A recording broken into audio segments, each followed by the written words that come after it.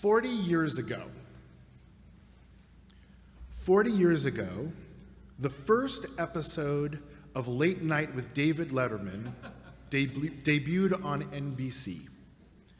Epcot, the park of the future, opened. 700,000 protesters gathered in New York City's Central Park to protest the proliferation of nuclear weapons. Michael Jackson's album Thriller was released. 40 years ago, Israel returns the Sinai to Egypt after the 1979 peace treaty, and Yasser Arafat was elected the president of the Palestinian National Council. The Dow Jones closed at 1,046. A gallon of gas was 91 cents. And one of the most advanced pieces of technology, the Commodore VIC-20, was $299.95. But most importantly, 40 years ago, in May of 1982, Congregation Beth Am was officially formed. This coming year will mark 4 decades of this community praying together, celebrating together, and even struggling together. And it's appropriate that we begin our High Holy Days recognizing that and what it means for us. This past year and a half has been like no other that many of us have experienced. And while I know that we hoped that we would all be together again for this Rosh Hashanah, we're still dealing with the realities of a world faced with COVID. So for this morning, I would like for us to think about the juxtaposition of these two ideas: coming home again, even when that's difficult, and the significance of 40 years. Actually, the two are more connected than they might seem. As we look at our history as Jews, we find a clear and deep connection with the idea of coming home and the number 40. For 40 years, the Israelites wandered in the desert. We achieved our freedom, we received our Torah, but we were unable to come home. It was only after 4 decades of wandering that we were finally able to enter into the land of Israel. What must that have been like? Those first few steps crossing over the River Jordan into the place that we so long to be. We read in the book of Joshua, early next morning, Joshua and all the Israelites set out from Shittim and marched to the Jordan. They did not cross immediately, but spent the night there. 3 days later, officials went down through the camp and charged the people as follows: when you see the ark of the Lord, your God, going before you, you shall move forward, follow it. Excitement, anticipation, perhaps even some trepidation at what the future would bring, but the anchor was there for those people. When you see the Ark of the Covenant, follow it. It was the same thing that carried them through the years of wandering that was now leading them into the uncharted waters of the Jordan River and beyond. Those values, those stories of the last 40 years laid the groundwork for the future. Much in the same way that the unique history of our Beth Am community has done for us. From the living room of congregants to the tire store, from the trailers to the incredible facility that we now have to educate the next generations, we are who we are because of these last 40 years. 40 years wandering is by no means the only reference to the number 40 in our tradition. We read about the 40 days and 40 nights of rain in the story of Noah, and the same amount of time that Moses was on Mount Sinai. Pirkei Avot teaches Ben Arba'im Lebina, the age of 40 is the age of wisdom and understanding. And it happens to be the specific number that creates a mikveh, 40 seah of water. The Maharal of Prague, Rabbi Yehuda Loew, explains that the number 40 always means change and new creation. The flood eradicated all trace of the terrible spiritual state that existed prior to that moment and created a new mankind. By receiving the Torah, the Jews were born as a new nation. One who is impure immerses in a mikveh and emerges as a new person, ready to face the world. It's about change and growth. And as we look at the children of Israel in the wilderness, we see that their mentality had changed to finally allow them to see and to be in the next part of their journey. It wasn't always easy. It wasn't always pretty. But those 40 years in the desert made us who we all ultimately became. And it allowed us, after all the ups and downs, to go home. So what does it mean to go home? How do we know when we're there? In The Wizard of Oz, Dorothy clicked her heels and said, "There's no place like home." But what did she mean? What was the picture in her mind as she said it? Let's start by saying that home is not just a location. It's not just an address. It can be a feeling or even a state of mind. Fifth grader Wynne from British Columbia won an award from Habitat for Humanity for his essay describing what home is to him. And he says, "Home means an enjoyable, happy place where you can live, laugh, and learn. It's somewhere where you're loved, respected, and cared for. When you look at it from the outside, home is just a house, a building, maybe a yard, but on the inside, it's a lot more than wood and bricks. Home is where your memories lie. Home is where I got my head stuck under the couch. Home is where I fell in the goldfish pond. I remember sleeping in the playhouse, falling down the stairs, and climbing up the apple tree. Without memories," he writes, "most people wouldn't be the people that they are today." Coming home is not just about being in a certain place. It's about remembering and feeling, even if it looks different, even if many years have passed. One of the most amazing trips that I took with my family was a little more than 30 years ago when we traveled with my grandmother back to Budapest. Debbie and I were actually just dating at the time. And we went through the city not only as tourists, seeing a place that we had never been before, but also looking vividly through the eyes of a young girl who grew up there. And as we walked through the streets, she would tell us what used to be there, and I could see the memories coursing through her. And then we arrived at the very building in which she grew up, and we knocked on the door and spoke with a neighbor whose family was there so many years before. I imagine that my grandmother shared only a small portion of what she felt that day, but it was clearly a lot. I also imagine it was a mixture of emotions, because while home is often our connection to the most joyful and satisfying memories, it's also a place when some of our most difficult moments have happened. Certainly for my grandmother, these memories were bittersweet. The home and the family that she grew up with was no longer there, wiped away by the horrors of the Holocaust. As incredible as it is to come home, sometimes it's also hard. As a junior at Georgetown University, Ann Jameson wrote, "Coming home is hard because managing your expectations of people is hard.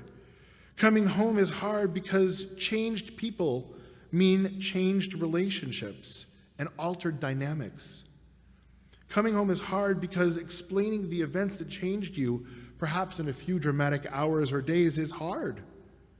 Coming home is hard because you see yourself every single day and may not even realize that you're different until you don't quite manage to fit back into your old role. There have been many articles written about the psychological need to go home again. In 2008, the Pew Research Center conducted a survey of 2,260 American adults. Among other things, they asked the participants to identify the place in your heart you consider to be home. 38% of the residents did not identify the place that they were currently living to be home. 26% reported that home was where they were born or raised. Only 22% said that it was where they were right now. If you are not where you consider to be home, it's understandable that you would be driven to find that place, to return to that place. In a strange sort of way, one could make the argument that those people who are not at home are homeless. Now, I don't say that to detract at all from the seriousness of those who have no place to live. But it's interesting that as we look at the organizations who respond to the national tragedy of homelessness, often the nomenclature they use is shelterless, not homeless. Our own San Diego Jewish Family Service, which does such an amazing job in this field, when they talk about their safe parking program, they say, every night, JFS offers a safe parking program for unsheltered San Diegans living out of their vehicles, many of whom are experiencing homelessness for the first time. I appreciate the fact that they use both terms, unsheltered and homeless, as I see them meaning very different things. To be unsheltered is to be without the basic necessities that every human being deserves to be protected from the elements and to be secure. To be homeless is to be without a warm and nurturing environment, a place where you and your ideas matter.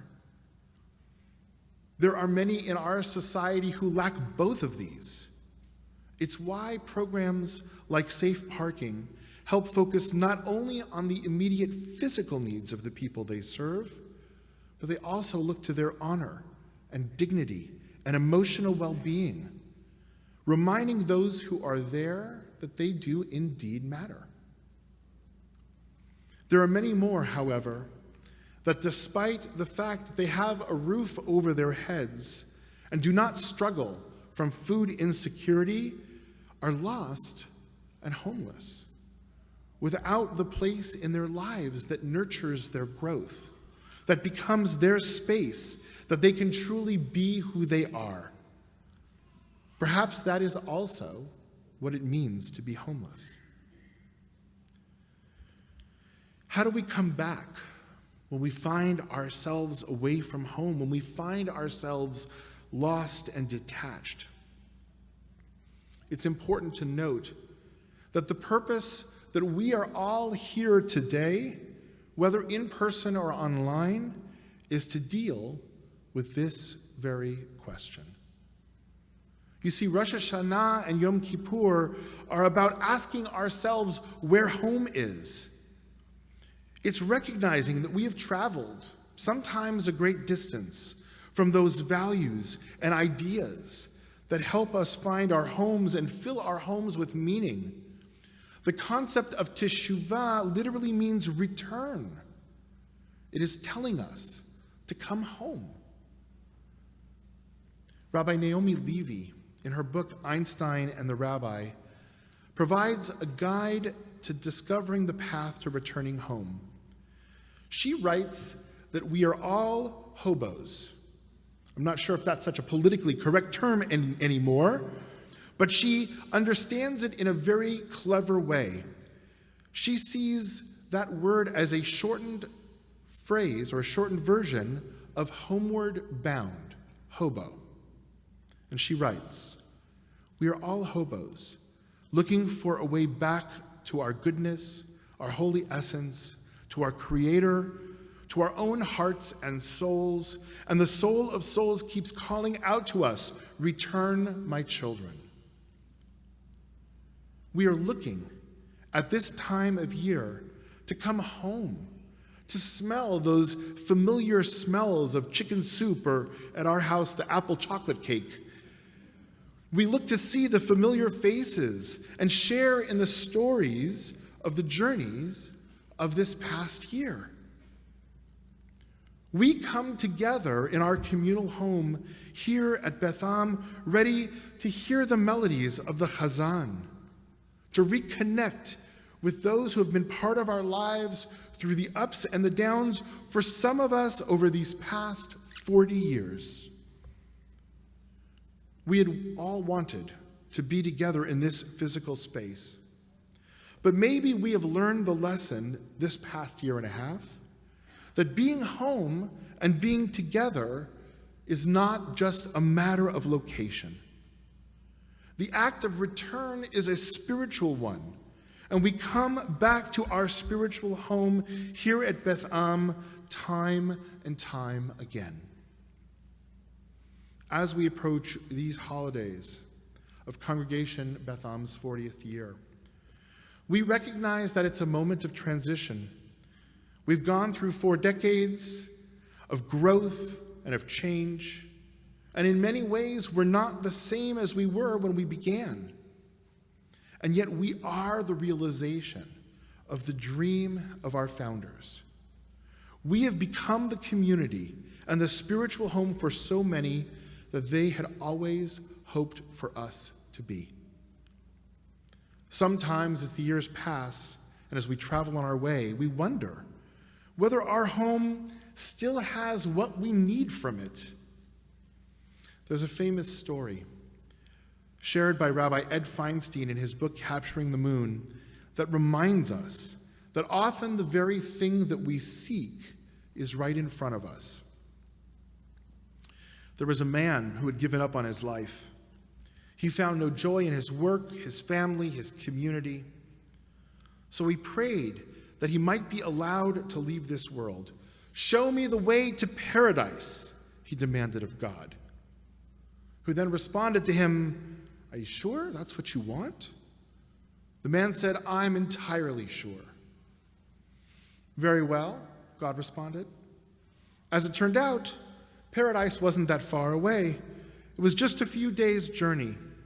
So late one afternoon, he set out on the path that was shown to him. Walking until nightfall, he laid down to rest, and just before falling asleep, it occurred to him in the morning that he might become confused and forget the way to paradise. So he left his shoes by the roadside, with the tips pointing towards paradise, so all he'd have to do was jump into his shoes and continue. But sometimes unexpected things happen. Sometimes shoes get turned around. And in the morning, the man arose and prepared to continue his journey. He went to the roadway, stepped into the shoes, and began walking completely unaware that he was returning home. By noon, he could see it on the next hillside. His heart leapt. I've arrived in paradise, he thought. And he ran into the valley and up the hill, not stopping until he came to the village gates. What a beautiful place, he thought. My village was always so crowded, so noisy. This is different. It's so filled with life and joy. He sat down on the bench in the square and witnessed the life of the village. He heard the songs of the children, and he heard the sounds of the school and the adults at their work. He felt the vitality, the energy, the love of life in paradise. And he sat in the square listening to the joyful sounds. Finally, he began to become a little bit hungry. Soon, a woman came to the front door of the house closest to him. The woman called out, asking him to come to her house. His heart leapt again. They know me in paradise. She responded, well, I don't know about that, but I can tell you your soup's going to get cold, so come on inside.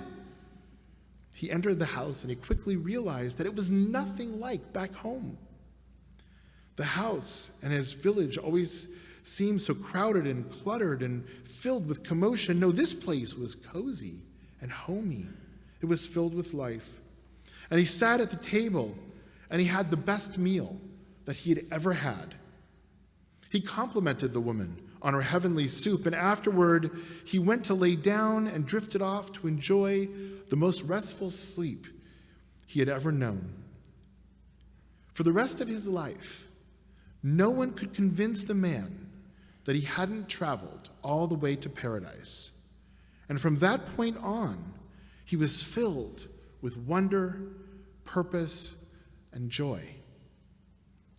As we begin these high holy days, as we approach our 40th year as a community, may we use this time to celebrate the gifts of home.